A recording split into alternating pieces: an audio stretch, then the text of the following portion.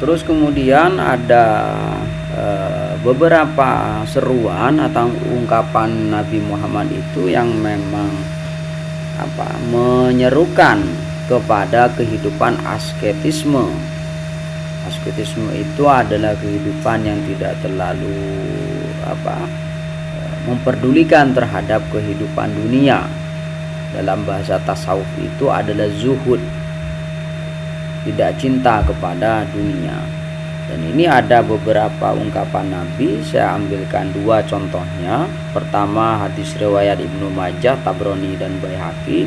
Kedua, hadis riwayat Abu Ya'la. Pertama, Rasulullah itu mengatakan, jauhilah kelezatan hidup dunia, Allah akan mencintaimu.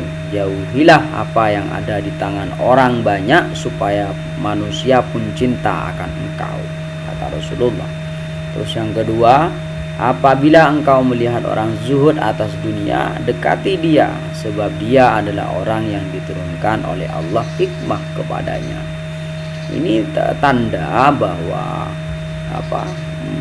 meninggalkan, tidak begitu peduli terhadap kehidupan dunia itu sangat ditekankan oleh Rasulullah SAW. Tetapi apakah kita di dalam kehidupan sekarang itu lantas tidak punya dunia? Ya tidak begitu. Tetap kita harus bekerja, memiliki dunia untuk sarana di dalam beribadah kepada Allah Subhanahu wa taala. Jadi dunia itu hanya sebagai sarana di dalam memperlancar ibadah kita, bukan sebagai satu-satunya alat untuk memenuhi kebutuhan nafsu kita. Jadi punya dunia itu tidak masalah, yang penting hati kita itu tetap dekat kepada Allah daripada dekatnya kita kepada dunia itu sendiri. Terus kemudian kita masuk kepada bagian yang kedua, sahabat sebagai sanad kedua bertasawuf. Jadi pertama itu sanadnya adalah dari Nabi Muhammad SAW, dari perilaku Nabi atau praktek-praktek yang dilakukan oleh Nabi itu menjadi satu sumber percontohan yang dilakukan oleh para sufi di dalam mendekatkan diri kepada Allah. Nah, selain banyak dari perilaku Nabi, ungkapan Nabi yang mendekatkan diri kepada aktivitas bertasawuf itu juga ada dari perilaku dan ungkapan sahabat yang berbau tasawuf itu sendiri, dan ini juga dilakukan atau dijadikan percontohan oleh para sufi di dalam bertasawuf. Kehidupan dan ucapan sahabat Nabi juga jadi sumber aktivitas kesufian.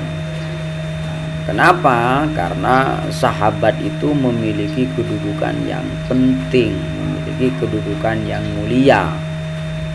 Nabi mengatakan bahwa para sahabatku bagaikan bintang. Siapapun di antara mereka yang kalian ikuti, niscaya kalian akan mendapatkan petunjuk. Inilah yang kemudian dijadikan oleh para sufi sebagai dasar untuk bertasawuf, untuk mendekatkan diri kepada Allah Subhanahu wa taala. Misalnya Abu Bakar Siddiq. Abu Bakar memang terkenal sebagai orang yang sangat sederhana, juga mengurangi dari makan, bahkan selama 6 hari dalam seminggu Abu Bakar itu selalu berpuasa, dan baju yang dimilikinya itu tidak lebih dari 1. Kata Abu Bakar apa? Jika seorang hamba begitu terpesona oleh suatu pesona atau hiasan dunia, maka Allah akan membencinya sampai ia meninggalkannya. Terus di dalam beribadah, berdoa, kesederhanaan, ketakutan kepada Allah, kesalehan, kedermawanan, serta hal-hal yang lain, ini juga menjadi landasan bagi para sufi untuk mencontoh Abu Bakar Siddiq.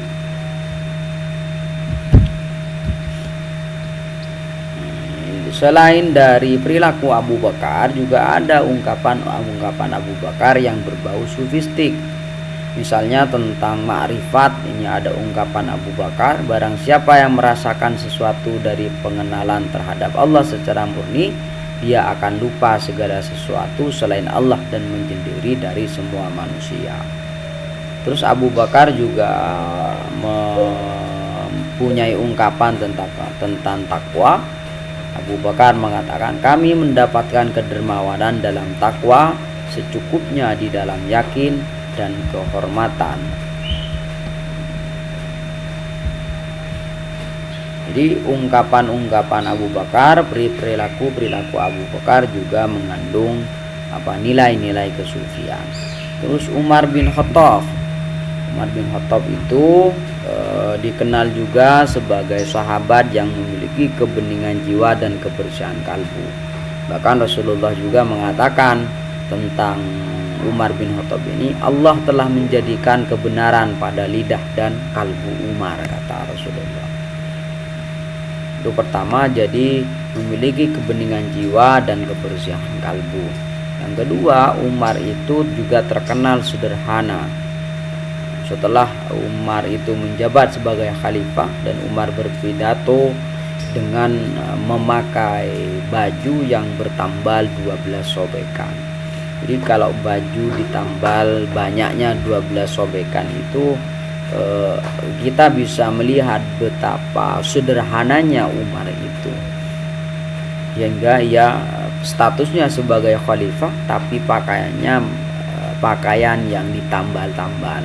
Berarti Umar itu memang juga sederhana dan tidak begitu mempedulikan terhadap dunia. Umar itu adalah orang yang zuhud di dalam dunia sufi. Terus juga ada ungkapan Umar tentang ridho. Seluruh kebajikan ada di dalam ridho. Kalau engkau mampu, hendaklah engkau ridho, dan kalau engkau tidak mampu, bersabarlah, kata Umar. Jadi kalau orang tidak mampu di dalam ridho, maka bersabarlah, kata Umar. Jadi ridho ikhlas itu memang satu perbuatan yang sangat sulit dilakukan. Maka kalau kita tidak bisa dengan mudah untuk ikhlas, maka upayakan kita itu bisa bersabar. Terus kemudian Utsman bin Affan. Utsman bin Affan ini juga dikenal sebagai sahabat yang tekun beribadah. Ada ungkapannya dari Utsman bin Affan, aku dapatkan kebajikan terhimpun dalam 4 hal: cinta kepada Allah, sabar melaksanakan hukum Allah, ridha dalam menerima takdir, dan 4, mau malu terhadap pandangan Allah Subhanahu wa taala. Nah, ungkapan Umar ini menurut At-Taftazani itu adalah dianggap sebagai 4 makomat dalam pendakian ruhani.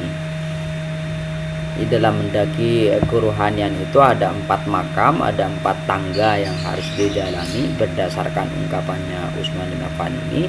Pertama adalah cinta, yang kedua adalah sabar, yang ketiga adalah ridha, dan yang keempat adalah malu kepada Allah. Jadi kita mulai dengan cinta dulu. Setelah itu cinta kepada Allah. Setelah itu kita bersabar terhadap sesuatu yang diberikan oleh Allah, yang dilimpahkan oleh Allah. Terus kemudian ridho, ikhlas. Setelah kita sabar, kita belajar ikhlas terhadap segala pemberian Allah. Dan yang terakhir adalah malu kepada Allah. Dan kita di dalam berbuat sesuatu itu merasa selalu disaksikan oleh Allah, sehingga kita tidak bisa melakukan sesuatu yang negatif karena kita malu kepada Allah Subhanahu